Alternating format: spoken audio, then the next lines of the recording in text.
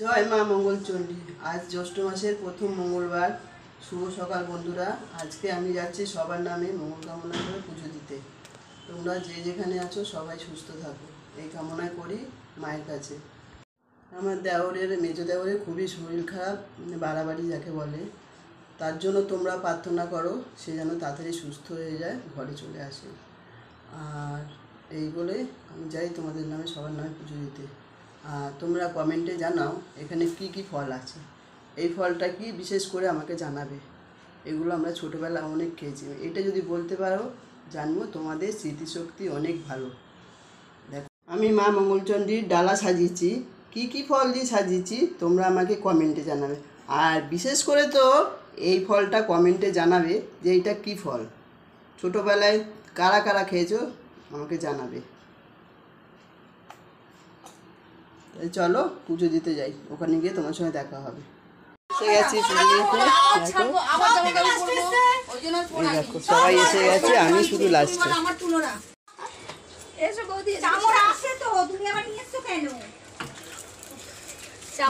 দেখি ও রাগুন মশাই ডালাটা ধরুন তো, ডালাটা ধরুন, ভিডিও করবে দেখবেন আপনি। কত ফুলটা দেখ, আপনি একটু ভিডিও দিকে তাকান।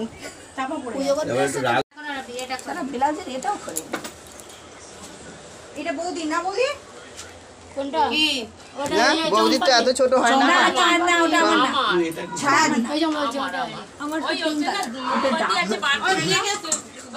এখানে আমরা সব মেয়ে বউরা মিলে কি বলছো? আমাদের মন্দিরে যাই না, এখানেই করি।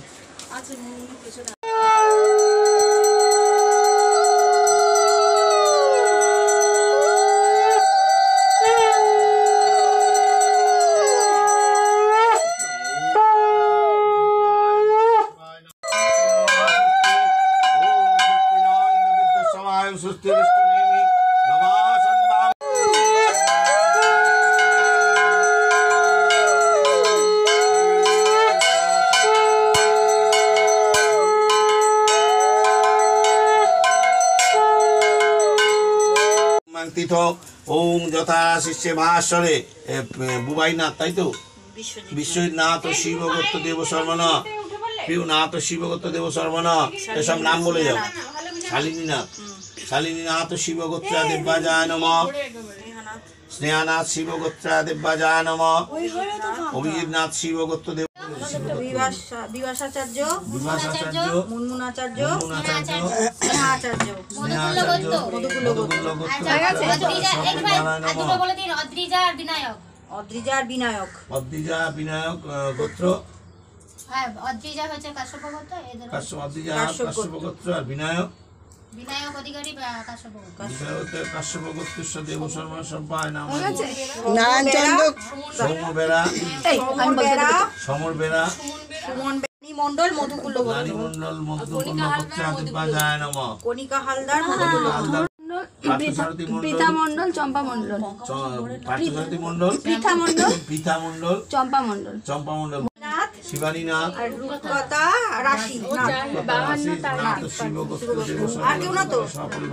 নারায়ণচন্দ্র কর্মকার, দোলা কর্মকার, প্রদীপ কর্মকার, প্রদীপ কর্মকার, হালিমান গোত্র, অনিরুদ্ধ সরকার, অনিরুদ্ধ সরকার, শালিন্দ্র গোত্র, দেব শর্মা, আর শুভেন্দু মজুমদার, কিষাণু মজুমদার, কাশ্যপ গোত্র, খুকু দাস, কাশ্যপ গোত্র, খুকু দাস, কাশ্যপ গোত্র। কি বললেন? অদ্রিতা মন্ডল,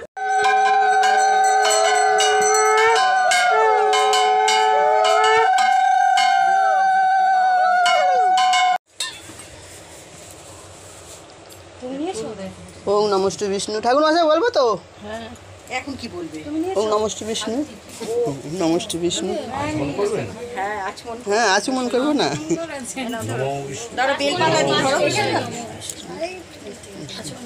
হ্যাঁ করতে হয়। নম বিষ্ণু নম বিষ্ণু নম অপবিত্র পবিত্র বা সর্বাবস্থান গতোপি বা যশ্বরে পুণ্ডরীকাক্ষং সবাহ্য অভ্যন্তর শুচি নম শুচি নম শুচি নম শুচি নম শ্রী মাধব নম শ্রী মাধব নম শ্রী মাধব নম মহিষগ্নি মহামায়ে চামুণ্ডে চণ্ডিকায় আয়ুরজ্ঞ বিজয়ং দেহি নমস্তুতে নম স্থিতি স্থিতি বিনাশনং গুণাস নম বিষ্ণু নম বিষ্ণু নম বিষ্ণু নম অপবিত্র পবিত্র বা সর্বাবস্থান গতোপি বা যশ্বরে পুণ্ডরীকাক্ষং সবাহ্য অভ্যন্তর শুচি নম শুচি নম শুচি নম শুচি নম শ্রী মাধব নম শ্রী মাধব নম শ্রী মাধব নম স্থিতি স্থিতি বিনাশনং গুণাশ্রয়ে গুণমতে আয়ুর্দেহি যশো দেহি বলং দেহি নম দেহি মে পুত্রাণা নম নম এষ সচন্দন গন্ধ পুষ্প বিল্লপত্র বিষ্ণু নম বিষ্ণু নম অপবিত্র পবিত্র বা সর্বাবস্থাঙ্গত বিবা যশ্বরে পুণ্ডরীকাক্ষং সবাহ্য অভ্যন্তর শুচি নম শুচি নম শুচি নম শুচি নম শ্রী মাধব নম শ্রী মাধব নম শ্রী মাধব নম মহিষগ্নি মহামায়ে চণ্ডী চামুণ্ডী চণ্ডিকায় আয়ুরজ্ঞ বিজয়ং দেহি নম নম স্থিতি স্থিতি বিনাশনং গুণাশ্রয় গুণমতে নম দেবী দুর্গে চণ্ডিকায় নম নম নম আয়ুর্দেহি যশো দেহি বলং দেহি ভাগ্যং ভগবতী দেহি মে পুত্রাণ দেহি মে নম নম এষ সচন্দন গন্ধ পুষ্প বিল্লপত্র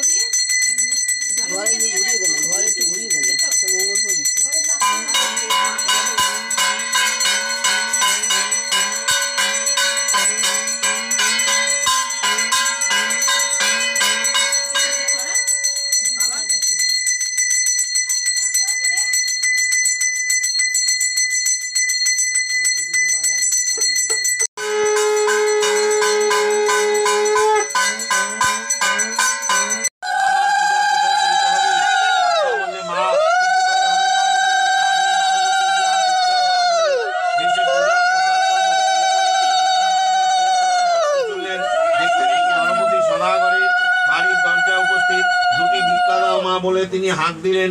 সেই কণ্ঠস্বর শুনে গিন্নি দাসীকে দিয়ে ভিক্ষা পাঠিয়ে দিলেন। কিন্তু ভিক্ষা হস্তে দাসীকে দেখে পার্বতী তাকে বললেন, বাড়ির গিন্নি এসে ভিক্ষা না দিলে আমি ভিক্ষা নেব না।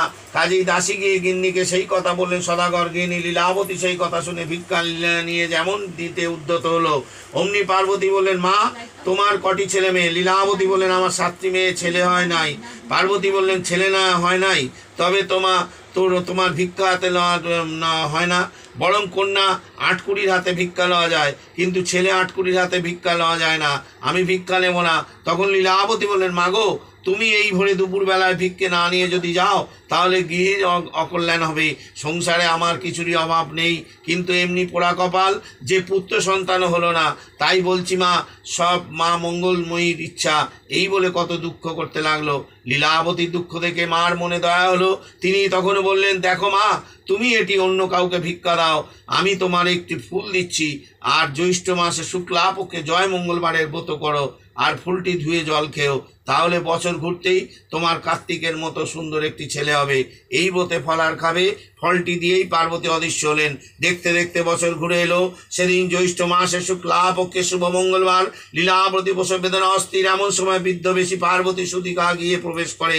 লীলাবতীর তলপেটে হাত বুলিয়ে দেও মা, দেহ দক্ষিণে গিয়ে বিনা ক্লেশে একটি পুত্র সন্তান প্রসব হলো।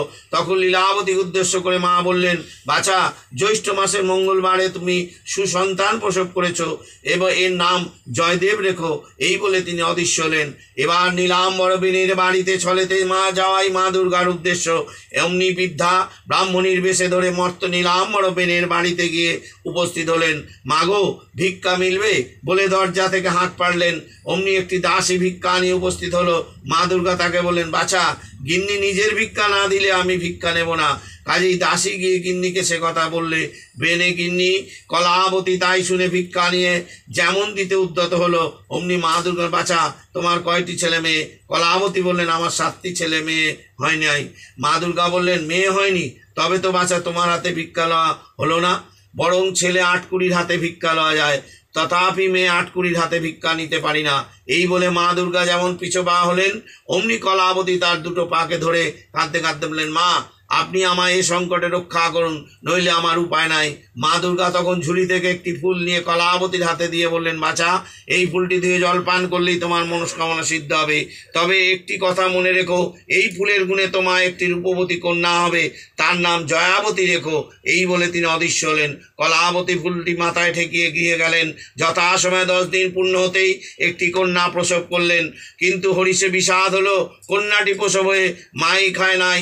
সকলেই ভেবে অস্থির। সেদিন মঙ্গলবার মঙ্গলচণ্ডীর পূজার আয়োজন। বাদ্যবাজির সঙ্গে পূজা আরম্ভ হলো।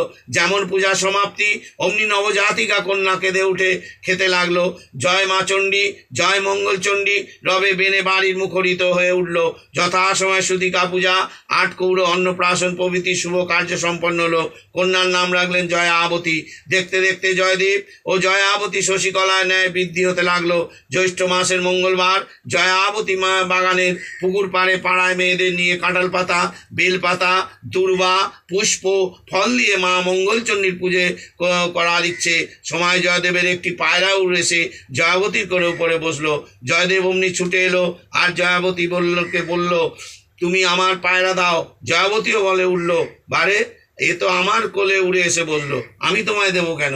জয়দেব নাচর বান্দা শেষে পায়রা নিয়ে জিজ্ঞাসা করলে, তোমরা কি করছো? জয়াবতী বললে, মা মঙ্গলচণ্ডীর ব্রত করছি।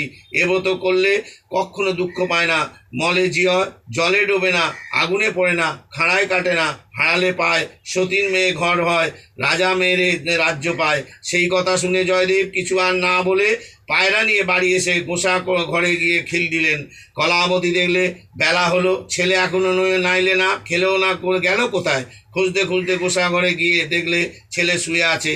তখন কত আদর করে কলাবতী বললে, এমন অবেলায় শুয়ে কেন বাবা? জয়দেব তখন মায়ের গলা জড়িয়ে বললে, মা, তুমি যদি নীলাম্বর বেনের মেয়ে জয়াবতীর সাথে আমার বিয়ে দাও, তবেই আমি নাইব খাইব।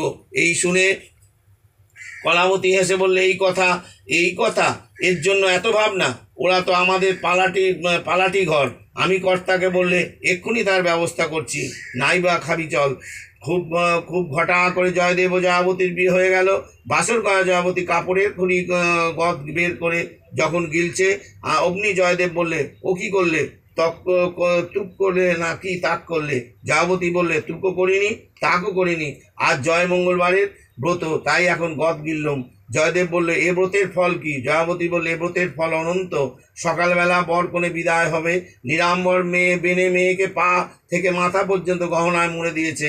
যাবার সময় জয়দেব বাপকে বললে, বাবা, এই আলাদা ডিঙি করে বউ নিয়ে যাব। ধনপতি তার ব্যবস্থা করলে।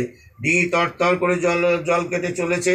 এমন সময় জয়দেব জয়াবতীকে বললে, দেখো, এখানে বড় ডাকাতের ভয়, তোমরা সব গয়না অমন একটা রাঘব বোয়াল পুটকুটি গিলে ফেললে। জয়াবতী তা দেখে কিন্তু জয়দেবকে কিছু বললে না। এদিকে ডিঙি হেলতে দুলতে ঘাটে এসে লাগলো। অমনি বর এসেছে বলে পাড়ায় লোক ধেয়ে এলো। কন্যার সাজ দেখে তো সকলেই অবাক। কোটিপতি নীলাম্বর বেনের মেয়ে জয়াবতীর গায়ে একটিও গয়না নেই। তাই দেখে সকলে ছি ছি করতে লাগলো, যে যার বাড়ি গেল চলে। পরদিন বৌভাত, ছেলেরা মাছ ধরতে গেল, কিন্তু কোথাও মাছ পেলে না। তখন জয়াবতী ননদের দিয়ে বলে পাঠালে সাগরে জাল ফেলতে। জেলেরা সাগরে জাল ফেলতেই সেই রাঘব বোয়াল জালে পড়লো। জেলেরা মাছ এনে দিলে, কিন্তু সেই মাছ কেউ কুটিতে পারলে না। তখন জয়াবতী ননদকে বললে, মাকে বল কাপড়ের কাণ্ডার করে দিক, আমি মাছ কুটে দিই। অমনি কাপড়ের কাণ্ডার হলো। জয়াবতী তার মধ্য দিয়ে মা মঙ্গলচণ্ডীকে স্মরণ করে মাথায় কাজল লতা দিয়ে যেমনি মাছের গলায় ঠেকালো, অমনি মাছ খণ্ড খণ্ড হয়ে পুডলি বেরিয়ে পড়লো। গয়নাগুলো গায়ে দিয়ে কাণ্ডার থেকে যেমন বাইরে এলো, তাই দেখে সকলে আশ্চর্য হলো। কারো মুখে কোনো কথা নেই। সকলে বললে, জয়াবতী যখন অসাধ্য সাধন করে মাছ কুটেছে, তখন ওকেই রাঁধতে দেওয়া হবে, না হলে আমরা খাবো না। তখন জয়াবতী বললে, মা আমি রাঁধবো। এই বলে মা মঙ্গলচণ্ডীকে স্মরণ করে রাঁধলে। সকলে খেয়ে ধন্যি করতে লাগলো। কিছুদিন পরে মা মঙ্গলচণ্ডীর কৃপায় শুভক্ষণে, শুভ লগ্নে, শুভ তিথিতে বিনা কষ্টে অন্যের অজ্ঞাতসারে জয়াবতী একটি পুত্র সন্তান প্রসব করলে। আহ্লাদে ধনপতির নাতির নাম রাখলেন সুকান্ত।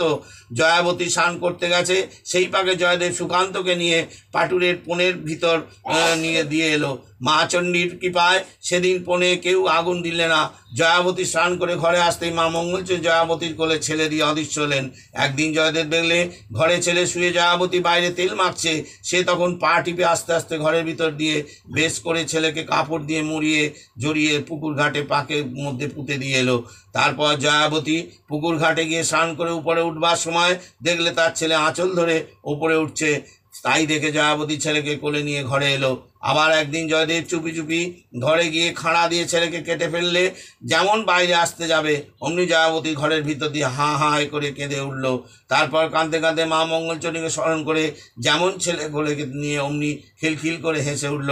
আর তাই দেখে জয়দেব বলে, জয়াবতী তোমার ব্রতের সবগুলোই তো ঠিক হলো, কিন্তু একটা তো হলো না। জয়াবতী হাসতে হাসতে বললে, সময় হলেই হবে। কিছুকাল পর সেই দেশে রাজা মারা গেলেন। রাজার কোন ছেলে পুলে নেই ছিল না। রাজার হাতি তখন রাজা খুঁজতে বেরোলো। খুঁজতে জয়দেবকে সামনে পেয়ে সুরে করে পিঠে তুলে নিয়ে রাজ সিংহাসনে বসিয়ে দিলে। জয়দেব রাজা আর জয়াবতী রানী হলো। তখন দুজনে মা মঙ্গলচণ্ডীর পূজা চারিদিকে প্রচার করতে লাগলো। কিছুকাল রাজত্ব করবার পর ছেলে মেয়েদের বিয়ে থা দিয়ে ঝি বউকে জয় মঙ্গলবারের ব্রত করতে উপদেশ দিলে। তারপর স্বর্গ থেকে রথ এলো। জয়দেব আর জয়াবতী রথে করে স্বর্গে চলে গেল। জয় মা মঙ্গলচণ্ডীর পদে নমস্কার। বাছা পূর্ণ মা গো কল্যাণ করো। জয় মঙ্গলবতী ব্রত, মঙ্গলচণ্ডী ব্রত সমাপ্ত হলো। সবাই মিলে মঙ্গলচণ্ডীর জয় গান করো। জয় মা মঙ্গলচণ্ডী, জয় মা মঙ্গলচণ্ডী। বন্ধুরা, আমি পুজো দিয়ে এলাম। আর এই পুজোর মাহাত্ম্য এতই ভালো যে তোমরা মাকে যা মনে করে ডাকবে মা সাড়া দেবে। এই পুজোর কোনো ইয়ে নেই, মানে এইটা দিতে হবে কিচ্ছু না। তোমরা শুধু গদ খাবে। গদটা কী দিয়ে বানিয়েছি সেটাও তোমাদের দেখাচ্ছি। দেখো, 13টা তুলসী পাতা নিয়েছি। এই দেখো, 13টা তুলসী পাতা, 13টা জব আর 13টা ধান থেকে চাল বার করেছি, আর 13টা মাসকলাই। এটা কলা দিয়ে গিলে খেতে হবে। দাঁতে লাগলে উপোস তাহলে ভেঙে যাবে। তাহলে দেখো আমি কি করে করছি। এর মধ্যে সব নিয়ে নিচ্ছি। এই পুজোর এই গদটা খাবে। তোমরা ঘরে বসেও পুজো করতে পারো। আর ব্রত কথাটা শুনবে, মায়ের ব্রত কথা শুনে গদটা খাবে। এর মধ্যে এবার একটুখানি দই লাগিয়ে নেবো। এই যে একটু দই লাগিয়ে নেবো। এটা খেলে তারপরে তুমি চা খাও, যা ইচ্ছা খাও, মুড়ি খাও। শুধু রুটিটা তোমরা খাবে না, একবেলা ফলার খাবে আর একবেলা ময়দা খাবে। কিন্তু